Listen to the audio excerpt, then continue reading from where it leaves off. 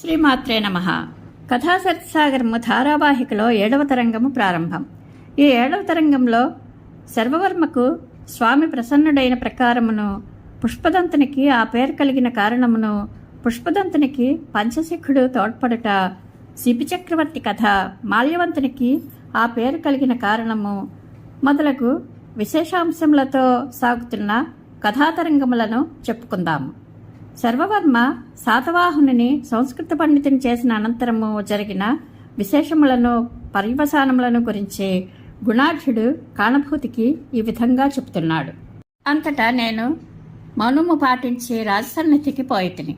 అచట ఒక బ్రాహ్మణుడు తాను రచించిన ఒక శ్లోకమును చదివెను. దాని అర్థమును రాజు స్వయముగా సంస్కృత భాషలో చెప్పెను. దానిని చూచి అక్కడి వారందరూ సంతోషించిరి. అంతటా రాజు సర్వవర్మను వినయముతో ఆయనకు కుమారస్వామి ప్రసన్నుడైన ప్రకారమును చెప్పమని అడిగాను. సర్వవర్మయు కుమారానుగ్రహమును ఈ ప్రకారముగా చెప్పసాగాను.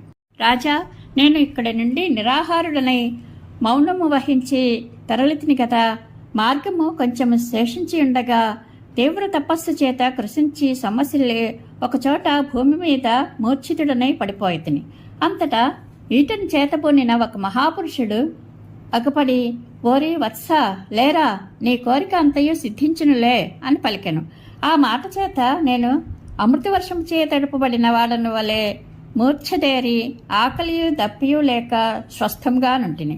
పిమ్మట భక్తిపరవశుడని దేవుని సన్నిధికి పోయి స్నానం చేసి గర్భగృహంలో ఔత్సుక్యముతో ప్రవేశించితిని. అక్కడ గర్భగృహంలో దేవుడు నాకు దర్శనమిచ్చెను. అంతటా నా నోట సరస్వతి దేహంతో ప్రవేశించెను. అంతటా స్వామి 6 నోళ్లతోనూ స్పష్టముగా సిద్ధో వర్ణ సమామ్నాయ అని సూత్రమును ఉచ్చరించెను. దానిని విని నేను మనుష్యజాతి స్వభావమైన చాపలం చేత తరువాత సూత్రమును ఊహించి చెప్పినాడను. అంతా దేవుడు, ఓరి, నీవు స్వయముగా 2వ సూత్రమును చెప్పకుంటివేని ఈ నీ శాస్త్రము పాణినీయ శాస్త్రమును అణిచివేయుచును. నీవు 2వ సూత్రమును చెప్పినందువలన ఇది స్వల్పతంత్రమై కాతంత్రమని పేరు పొందును. నా వాహనమైన నెమలి పేర కాలాపమనియు పేర్కొనబడును. ఇట్లు చెప్పి నూతనమైన ఆ శబ్దశాస్త్రమును నాకు క్షణములో వెల్లడి చేసి ఆ దేవుడు సాక్షాత్తుగానే మరల నాకిట్లనియే. నీ రాజు పూర్వమొక ఋషి, భరద్వాజుల వారి శిష్యుడు, మహాతపస్వి. ఇతనికప్పుడు కృష్ణుడని పేరు. ఒకప్పుడు ఆ కృష్ణుడు తనను కామించిన ఒకానొక మునికన్యను చూచి ఆకస్మికముగా మదనబాణ ప్రహారం యొక్క స్వారస్యమును గ్రహించినవాడాయను. అందులకు మునులెల్లా చెప్పింపగా ఆ ఇరువురును మనుష్యులై పుట్టినారు. అతడే నీ రాజు శాతవాహనుడు. ఆ మునికన్యయే అతని దేవి విష్ణుశక్తి కూతురు. నిన్ను చూడగానే నీ ఇచ్చచేత అతనికి సకల విద్యలను వచ్చును. మహాత్ములకు ఉత్తమార్థములెల్లను జన్మాంతరార్జితములై ఆ సంస్కారం చేత ఇప్పుడు సిద్ధించినవై క్లేశమును లేకయే లభించిన గదా. ఇట్లు పలికి దేవుడు అంతర్హితుడి కాగా నేను బయటకు వచ్చేతని. నాకు అక్కడి పూజారులు బియ్యం ఇచ్చినారు. నేను వెంటనే బయలుదేరి వచ్చినాడను. ఆ బియ్యము దారిలో ప్రతిదినము వండుకొని భుజించు వచ్చినను అదేమి చిత్రమో తరుగక ఎప్పటి అంతే అగుచుండెను. ఈ ప్రకారము తన వృత్తాంతమును చెప్పి సర్వవర్మ విరమింపగానే శాతవాహన మహారాజు సంతోషించిన వాడై మాధ్యాహ్నిక స్నానార్థమై సభ చాలించి లోపలికి పోయాను. అంతటా నేను మౌనము పూనితిని కాబట్టి రాజకార్యములు చూచుటకు సాధ్యపడక రాజుతో శిరోన్నతి చేతనే పోయి వచ్చేదనని అతనికి బొత్తిగా సమ్మతి లేకపోయినను ఆ నగరము నుండి 2 శిష్యులతో బయలువెడలి తపస్సుకై నిశ్చయించుకొని వింధ్యవాసిని ఎద్దకు వచ్చినాడను. దేవి కలలో కనబడి నీ ఎద్దకు పొమ్మని నన్ను ఆజ్ఞాపించినది. ఆ ఆజ్ఞ ప్రకారమే నిన్ను చూచుటకై వచ్చి ఘోరమైన ఈ వింధ్యకాంతారంభున ప్రవేశించినాడను. దైవవశమున పుళిందుడొకడు నాకొక బిడారును చూపించను. దాంతో ఇచ్చటికి రాగా ఇక్కడ పిశాచములు అనేకములు కనబడినవి. వాని సంభాషణములను దూరము నుండియే విని ఈ పిశాచ భాషను నేర్చుకొంటిని. ఈ భాష వచ్చినందున మౌనమును మానివేచితిని. ఇక్కడికి వచ్చియో నీవు ఉజ్జయినికి పోయితివని విని నీవు వచ్చి వరకు ఇక్కడనే కనిపెట్టుకుని ఉన్నాడను. నిన్ను చూచి 4వదైన భూత భాషలో నీ కుశల ప్రశ్న అడుగుగానే నాకు పూర్వజన్మ జ్ఞానం కలిగినది. ఇదే నా ఈ జన్మము యొక్క వృత్తాంతము. గుణాఢ్యుడు ఇట్లు చెప్పగానే కాణభూతి ఇట్లనెను. నీ రాక ఆ రాత్రి నాకు ఎట్లు తెలిసినదో చెప్పెదను వినుము. భూతివర్మయ్యని నాకొక చెలికాడు రాక్షసుడు దివ్యదృష్టి కలవాడు గలడు. ఉజ్జయినిలో అతని నివాస స్థానమైన ఉద్యానమునకు పోయి ఉండి నా శాపము ఎప్పుడు ముగినో అని అతనిని అడిగితిని. అతడును పగలు తనకు ప్రభావం లేదనియో రాత్రి వరకు ఉండుమనియో చెప్పెను.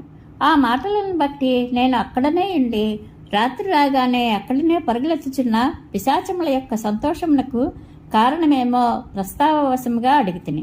అందులకు భూతివర్మ, పూర్వము బ్రహ్మదేవునికి శంకరుడు చెప్పిన దానిని చెప్పెదను వినుమని ఇట్లా నేను.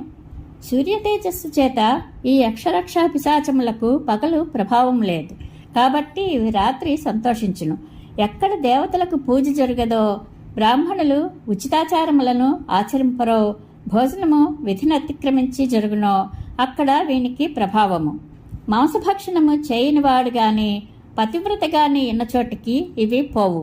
శుచులను, సూర్యులను, జ్ఞానులను ఇవి ఎప్పుడునూ ఆక్రమింపవు. ఇట్లు చెప్పి మరల భూతివర్మ, ఇక పొమ్ము, నీకు శాపమోక్షములకు కారణమైన గుణాఢ్యుడు వచ్చి ఉన్నాడు అనను. ఓ ప్రభు, ఆ మాట విని వచ్చినాడను, నిన్నును చూచినాడను.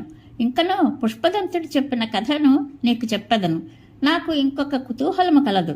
ఏమనగా ఆయనకు పుష్పదంతుడనియు నీకు మాల్యవంతుడనియు నామములు ఏ హేతువు చేత కలిగినవో చెప్పుము. కాణభూతి ఇట్లు అడుగుగానే గుణాఢ్యుడు చెప్పసాగెను. గంగాతీరమందు ఒక అగ్రహారము కలదు. దాని పేరు బహుసువర్ణకము. అందు గోవిందదత్తుడని మహావిద్వాంసుడు బ్రాహ్మణుడు ఒకడుండెను. ఆయన భార్యకు అగ్నిదత్త అని పేరు. ఆమె మహాపతివ్రత. వారికి కాలక్రమమున 5 పుత్రులు కలిగిరి. వారు మూర్ఖులుగాను అందగాండ్రమని గర్వితులుగాను ఉండిరి. ఒకనాడు గోవిందదత్తుని ఇంటికి వైశ్వానరుడని పేరు గలవాడు, సాక్షాత్తు వైశ్వానరుడే అనదగినవాడు అతిథి వచ్చి అతని కుమారులకే నమస్కారం చేసెను. వారు అతనికి ప్రతి నమస్కారము చేయక నవ్వసాగిరి. అంతా అతడు కోపంతో ఆ ఇంటి నుండి వెడలిపోనుండెను. అంతలో గోవిందదత్తుడు వచ్చి ఏల కోపగించిపోయేదవని ఆ బ్రాహ్మణుని బతిమాలుకొని అడుగగా ఆయన, నీ పుత్రులు పతితులను మూర్ఖులను కనుక నేను నీ ఇంట భోజనము చేయను. చేసితి నేను ప్రాయశ్చిత్తము చేసుకోవలసి వచ్చును అనెను. అంతటా గోవిందదత్తుడు ఆయనతో, దుష్టపుత్రులను ఇక నేనెప్పుడునూ ముట్టుకోను అని ఒట్టు పెట్టుకొని ఆయనను ఇంటికి రమ్మని బతిమాలుకొనెను. అతని భార్య కూడా వచ్చి అతిథి భక్తి చేత ఆ ప్రకారమే వేడెను. అంతటా ఎట్టకేలకు అంగీకరించి వైశ్వానరుడు వారి ఇంట ఆతిథ్యము గ్రహించెను. ఆ కుమారులలో ఒకడు దేవదత్తుడనివాడు అదంతయు చూచుటి చేతను గోవిందదత్తుని నెనర్లేం చేతను పశ్చాత్తాపం పొందినవాడై తల్లిదండ్రులకు కిట్టని తన జీవితము వ్యర్థమని తలపోసి విరక్తుడై తపస్సుకై భద్రకాశ్రమంనకు పోయెను. అక్కడ సాంబమూర్తిని కూర్చి తపస్సు చేయొచ్చు మొదట ఆకలల్లములు తినియో పిమ్మట పొగత్రాగియో జీవించుచు చిరకాలముండెను. అతని ఉగ్రతపస్సునకు మెచ్చి శివుడును దర్శనమిచ్చెను. ఆ దేవునికే తాను అనుచరుడిగా నుండవలెనని అతడు వరము వేడెను. విద్యలను పొందుము, భూలోకంలో భోగములు అనుభవింపుము, పిమ్మట నీ కోరిక సర్వము నెరవేరను అని శంకరుడు వరమిచ్చెను. అంతటతడు విద్యార్థి అయి పాటలీపుత్రమునకు పోయి అందు వేదకుంభుడను ఉపాధ్యాయుని యథావిధిగా శుశ్రూష చేశాను. అక్కడ నుండగా అతని ఒకనాడు ఆ ఉపాధ్యాయుడి భార్య కామాకులయ్యై ఆకస్మికంగా మదనకేళ్లికి ప్రార్థించెను. ఆశ్చర్యమేమి, స్త్రీ బుద్ధి అతి చపలము గదా. మదనుంచే కలిగిన ఉపద్రవము వలన ఆ చోటు వదిలి దేవదత్తుడు తెలివిగలవాడై ప్రతిష్టానమను పట్టణమునకు పోయెను. అక్కడ మంత్రస్వామి అనునొక ముసలి ఉపాధ్యాయుని ముసలి భార్య గలవానిని ఆశ్రయించి చక్కగా విద్యలు గ్రహించెను. పూర్ణ విద్యుడును అందగాడును అయిన ఈ దేవదత్తుని అక్కడనొకనాడు ఆ పట్టణపు రాజు సుశర్మ అనువాని కూతురు శ్రీ అనునది నారాయణుని లక్ష్మీంబోలే చూచెను. కిటికీ అందున్న ఆ కన్యను అతడును చూచెను. అతని కన్నులకామె విమానమెక్కి చరించుచున్న చంద్రుని అధిదేవతయో అన పండుగ చేయుచుండెను. అంతా ఆ ఇద్దరును వారి చూపుల నిడు గొలుసులచే మదనుని చేత సంఖ్యలు వైవబడిరో అన్నట్లు ఉన్న చోటు నుండి అవతలికి కదలిపోనేరకుండిరి. అంతా ఆ రాజకన్య మూర్తీభవించిన మదనాగ్నింబోని తన వ్రేలితో దగ్గరికి రమ్మని ఆ కుమారునికి సౌజ్ఞ చేసినది. అతడు సమీపంలోకి పోగానే ఆ రమణి అంతఃపురం నుండి ఒక పువ్వును అతని కేసి దంతముతో ఎగజిమ్మెను. రాజకన్య చేసిన ఈ గూఢ సౌజ్ఞ యొక్క అభిప్రాయమును ఎరుకునేరిన వాడై అతడు ఏమి చేయను తోపక ఉపాధ్యాయుల వారి ఇంటికి పోయి దొంగలచే ధనము కోల్పోయి లోపలనే ఎరియుచున్న మోగువాని వలె ఏం చెప్పుటకునో శక్తుడుగాక భూమి మీద పడి దొరలసాగెను. కామచిహ్నములను బట్టి ఊహించి బుద్ధిమంతుడైన ఆ ఉపాధ్యాయుడు వీని అవస్థకు కారణమును యుక్తిగా అడుగగా దేవదత్తుడు ఎట్టకేలకు జరిగిన వృత్తాంతమును చెప్పెను. దానిని తెలుసుకొని నేర్పరి అయిన ఆ ఉపాధ్యాయుడు ఇట్లు అనెను. ఆ సుందరి నీ కేసి దంతంతో పువ్వును చిమ్మి సంకేతం ఏర్పరిచినది. ఇదిగో కలదే సమృద్ధిగా పువ్వులు గలది పుష్పదంతమన దేవాలయము. అక్కడికి వచ్చి నన్నెదురు చూడుము, ఇప్పటికి పొమ్ము అని ఆ కన్య అభిప్రాయము. ఆ మాట విని సంకేతార్థము తెలుసుకున్నవాడై ఆ కుమారుడు పరితాపమును మాని ఆ దేవాలయం లోపలికి పోయి నిలిచి ఉండెను. రాజకన్యయు అష్టమి నెపమున అక్కడికి వచ్చి దేవదర్శనార్థము ఒంటరిగా గర్భగృహములోనికి పోయెను. పోగానే ద్వారబంధము వెనుక ప్రియుడు అగుపడి లేచి ఆమె కంఠమును కౌగిలించుకొనెను. ఆశ్చర్యము, నా సౌజ్ఞ నీకెట్లు తెలిసినది అని ఆ సుందరి అడుగగా, నాకు తెలియలేదు, ఉపాధ్యాయులు వారు చెప్పినారు అని అతడు చెప్పెను. అంత ఆ యువతి వదలు నన్ను, నీవు జానుడువు కావు అని కోపంతోనూ రహస్యము బయటపడినను భయంతోనూ అక్కడి నుండి వెడలిపోయాను. అంతనతడు చేతికి తాకియు తప్పిపోయిన ఆ ప్రేయసిని గూర్చి ఏకాంతములో వగచుచు విరహాగ్నిని భరింపలేక ప్రాణము విడువనుద్యోగించెను. అతని ఆ అవస్థను చూచి పూర్వమే అతనికి వరమిచ్చి ఉన్న శంకరుడు అతని కోరికను నెరవేర్చమని పంచశిఖుడు అను ప్రమథునికి ఆజ్ఞ ఇచ్చెను. ఆ ప్రమథోత్తముడు వచ్చి దేవదత్తును ఓదార్చి అతనికి స్త్రీ వేషము వేసి తాను ముసలి బ్రాహ్మణుని వేషము దాల్చుకుని అతనిని వెంటబెట్టుకుని ఆ రాజకన్య తండ్రి అయిన సుశర్మ యుద్ధకు పోయి, రాజా, నా కుమారుడు ఎక్కడికో దేశాంతరము పోయినాడు, అతనిని వెతకుటకు నేను పోవుచున్నాడను. ఈమె నా కోడలు, ఈమెను నీ యొద్ద ఇల్లడు ముంచెదను, ఈమెను నీవు కాపాడి నాకు ఈయవలయను అనెను. ఆ రాజు శాపభీతి చేత బ్రాహ్మణుడు కోరినట్లు చేయుటకు అంగీకరించి భద్రమైన పహరా కలిగిన తన కన్యాంతఃపురములోనే ఆ స్త్రీ వేష పురుషుని ఉంపించెను. పంచశిఖుడు తన దారిని పోయెను. దేవదత్తుడు తన ప్రేయసి యొక్క అంతఃపురంలోనే నివసించి స్త్రీ వేష మహిమ చేత ఆమెకు త్వరగానే అంతరంగ మిత్రమాయను. ఒకనాడు రాత్రి ఎవరునూ లేనప్పుడు ఆమెకు తనను తెలుపుకొని ఇత్సుకురాలైన ఆమెను గాంధర్వ విధి చేత వివాహమాడెను. ఆమెకు గర్భం కాగానే దేవదత్తుడు తలచిన మాత్రమున ఆ గణోత్తముడు వచ్చి అతనిని ఎవరికి తెలియకుండా అంతఃపురం నుండి కొనిపోయి అతని స్త్రీ వేషమును తీసివేసి తాను మునుపటి బ్రాహ్మణ వేషమే ధరించి తెల్లవారుగానే దేవదత్తుని వెంటబెట్టుకుని సుశర్మ యొద్దకు వచ్చి, రాజా, వీడికో నా కుమారుడు దొరికినాడు, కోడలిని పంపుము అని అడిగాను. అంతా ఆమె ఆ రాత్రియే ఎక్కడికో పలాయనమైనదని ఎరిగినవాడై రాజు విప్రశాపమునకు వెరచి మంత్రులతో ఇట్లనేను, మంత్రులారా, ఇతడు బ్రాహ్మణుడు గాడు, ఇతడు ఎవరో దేవుడు, నన్ను మోసం చేయుటకై ఈ రూపమున వచ్చినాడు. ఎప్పటికీ ఇట్టి వృత్తాంతములు కలవు. ఇందునకు నిదర్శనము చెప్పెదను వినుడు. పూర్వము తపస్వి, కరుణాత్ముడు, దాత, ధీరుడు, సకల ప్రాణులకు అభయమిచ్చువాడును అయిన శిబి అను మహారాజు ఉండెను. ఒకప్పుడు అతనిని వంచుటకు ఇంద్రుడు తాను డేగరూపమును ధరించి అట్లే మాయ పావురమైన యమధర్మరాజును తరుముకొని వచ్చెను. పావురము గుండెలు తటతట కొట్టుకొంచు పోయి శిబి అడిలో దూరెను. అంత ఆ డేగ మనుష్యవాక్కుతో రాజుతో, రాజా, నాకు ఆకలిగానున్నది, నా ఆహారమైన ఈ పావురమును విడిచిపెట్టుము, విడువవేని ఇప్పుడే నా ప్రాణం పోవును, అందువలన నీకేమి ధర్మం కలుగును అనెను. అంతటా శిబి చక్రవర్తి, ఇది నన్ను శరణు చొచ్చినది, దీనిని వదలకూడదు, కనుక దీనికి సమానమైన వేరు మాంసమును నీకిచ్చదను అనెను. అందులకు డేగ, అట్లయిన ఎడల నాకు నీ మాంసములే ఇమ్ము అనెను. అందులకు సంతోషముతో రాజు అంగీకరించెను. అంతటా రాజు తన మాంసమును కాటాలో ఎంతెంత కోసి ఉంచినను పౌరము వైపునకే కాటా మరగుచుండెను. రాజు తన యావత్ శరీరమును తులలో ఉంపించెను. అంతటా బళి అని ఆకాశవాణి పలికెను. ఇంద్రియములు సంతోషించి పక్షిరూపములు మాని నిజరూపములతో అగపడి రాజులకు వజ్రదేహమిచ్చి ఇంకనూ వరములిచ్చి అంతర్ధానమైరి. అట్లే నన్ను కూడా పరీక్ష చేయుటకు ఇతడెవరో వచ్చి ఉన్నాడు. మంత్రులతో ఇట్లు పలికి, సుశర్మ ఆ మాయా బ్రాహ్మణునికి భయవినయములతో ఇట్లనియే, అయ్యా నాకు అభయదానము చేయుము.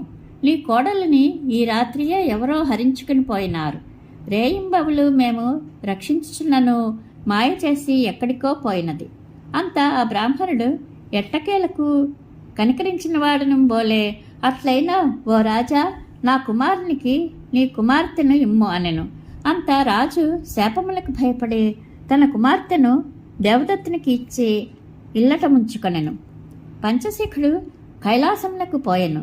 ఇప్పుడు తన ప్రియను బహిరంగముగా పొందినవాడై దేవదత్తుడు పుత్రహీనుడైన ఆ మామగారి ఐశ్వర్యములంతయు తానే అనుభవించుచుండెను. కాలక్రమమున సుశర్మ తన దౌహిత్రునికి పట్టాభిషిక్తిని చేసి తాను తపస్సునకు పోయెను. దేవదత్తుడు కూడా తన కుమారుని ఐశ్వర్యమును చూచి సంతోషించి ఆ రాజపుత్రితో తాను కూడా తపస్సుకై వనమునకు పోయెను. అచ్చట శంభును ఆరాధించి మనుష్యదేహమును వదలి శంభుప్రసాదము చేత ప్రమథుడాయను. ప్రియ దంతముతో పుష్పమును చిమ్మిన సౌమ్యను తెలుసుకొనలేకపోయినాడు. కాన అతడు గణ సమాజములో పుష్పదంతుడని పేర ప్రసిద్ధుడాయను. అతని భార్య జయ అని పేర పార్వతికి ప్రతీహారి అయినది. ఈ ప్రకారము అతనికి పుష్పదంతుడని పేరు కలిగినది. ఇక నా పేరు యొక్క కథను వినుము. దేవదత్తుని తండ్రి గోవిందదత్తుడుండెను కదా. నేను అతని కుమారులలో మరి ఒకడను సోమదత్తుడని వాడను. నేనును తండ్రి మమ్మనాదరణ చేసిన ఆ దుఃఖం చేతనే హిమాచలంలో శంకర్ని అనేక మాల్యములతో పూజించుచు తపస్సు చేసి తిని. అంతా చంద్రశేఖరుడు ప్రసన్నుడై నాకు దర్శనమిచ్చే నేను భోగములను కోరక గణత్వమునే కోరగా దానినే నాకు ప్రసాదించెను. మనుష్యులకు అగమ్యములైన వనభూముల నుండి తెచ్చిన పువ్వుల మాల్యములతో మమ్ము పూజించితివిగాన నీకు మాల్యవంతుడన్న పేరు ఇచ్చినాడననియు పార్వతీపతి నాకు ఆనతిచ్చెను. అంతా నేను మనుష్యదేహమును వదిలి వెంటనే ప్రమథుడనైతిని. ఇది సుమా నాకు ధూర్జటి ప్రసాదము చేత మాల్యవంతుడని పేరు కలిగిన క్రమము. కానభూతి నేను మరలా నా అభాగ్యము చేత గౌరీ శాపము వలన మనుష్యత్వమును పొందినాడను. ఇకను చెప్పవయ్యా హరప్రోక్తమైన ఆ కథను. అందుచే మనకిద్దరకు శాపమోక్షము కలుగుని కాక. ఇది కథాసరసాగరము ధారావాహికలో 7వ తరంగము సంపూర్ణము. పార్వతీ సమేత పరమేశ్వరానుగ్రహ ప్రాప్తిరస్తు. శుభం భూయాత్.